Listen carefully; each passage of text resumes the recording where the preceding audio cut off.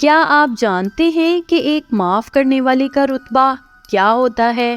اور کیا آپ کو معلوم ہے کہ اللہ کے نزدیک معاف کرنے والے کا کیا مقام ہے؟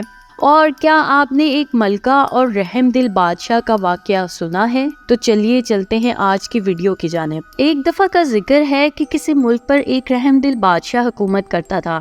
اس کی 2 ملکائیں تھیں۔ چھوٹی ملکہ اس کی طرح رحم دل تھی۔ اس کے 3 بچے تھے، جبکہ بڑی ملکہ اولاد کی نعمت سے محروم تھی۔ بادشاہ چھوٹی ملکہ اور اس کے بچوں سے بہت پیار کرتا تھا، جس کی وجہ سے بڑی ملکہ چھوٹی ملکہ سے حسد کرتی تھی۔ ایک دن اس نے اپنی سوکن اور اس کے بچوں سے نجات حاصل کرنے کے لیے سازش تیار کی، جس کے لیے محل کے ایک ملازم کو بھی ساتھ ملا لیا۔ ایک روز جب تینوں بچے باغ میں کھیل رہے تھے، اس وقت وہاں ان کے سوا کوئی نہیں تھا۔ ملازم بچوں کے پاس آیا اور ان سے کہا کہ آؤ میں تمہیں پورے باغ کی سیر کراتا ہوں۔ بچے بہت خوش ہوئے اور ملازم کے ساتھ چل دیے۔ وہ بچوں کو باغ کے دوسرے کونے میں لے گیا، جو محل سے کافی فاصلے پر تھا۔ وہاں اس نے پہلے سے ہی ایک بڑا گڑھا کھودا ہوا تھا۔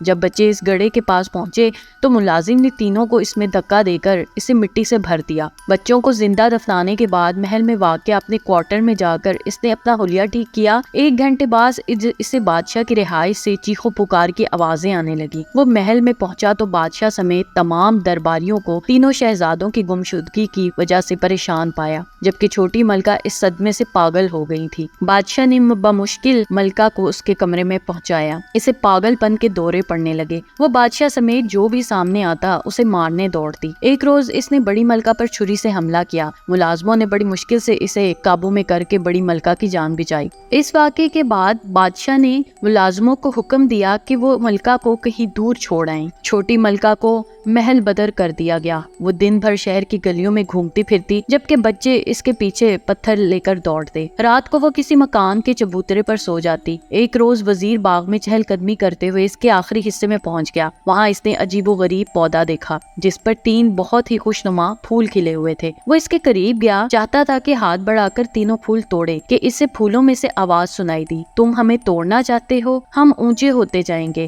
کسی کے ہاتھ نہ آئیں گے۔ بادشاہ سلامت آئیں گے تو ہم ان کے ہاتھ میں جائیں گے۔ یہ سن کر وزیر دوڑا دوڑا بادشاہ کے پاس گیا اور اسے پورا ماجرا سنایا۔ بادشاہ اس کے ساتھ باغ میں آیا۔ اسے بھی یہ تینوں پھول بہت پیارے لگے۔ اس نے اس سے قبل اس طرح کے پھول کبھی نہیں دیکھے تھے۔ اس نے پودے کے پاس پہنچ کر پھول توڑنے کے لیے ہاتھ بڑھایا ہی تھا کہ ان میں سے آواز آئی، ہم اونچے ہوتے جائیں گے، کسی کے ہاتھ نہ آئیں گے، بڑی ملکہ آئیں گی تو ہم ان کے پاس جائیں گے۔ بادشاہ نے یہ سن کر وزیر کو حکم دیا کہ وہ فوراً بڑی ملکہ کو بلا کر لائے۔ وزیر محل میں گیا اور ملکہ کے پاس جا کر اسے ساری بات بتائی اور اسے بادشاہ کے حکم کے بارے میں بھی بتایا۔ بڑی ملکہ یہ سن کر بہت خوش ہوئی کہ پھولوں نے اسے بلایا ہے۔ جب بڑی ملکہ پھولوں کے پاس گئی اور انہیں پکڑنے لگی تو پھولوں میں سے پھر آواز آئی، ہم اونچے ہوتے جائیں گے، ہم کسی کے ہاتھ نہ آئیں گے، چھوٹی ملکہ آئیں گی تو ہم ان کے ہاتھ آئیں گے۔ بادشاہ نے سنا تو وہ بہت پریشان ہوا، کیونکہ چھوٹی ملکہ کو محل سے نکال دیا گیا تھا۔ بادشاہ نے اپنے ملازمین کو بھیجا کہ وہ ملکہ کو ڈھونڈیں۔ جلد ہی چھوٹی ملکہ مل گئی اور انہیں باغ میں لایا گیا۔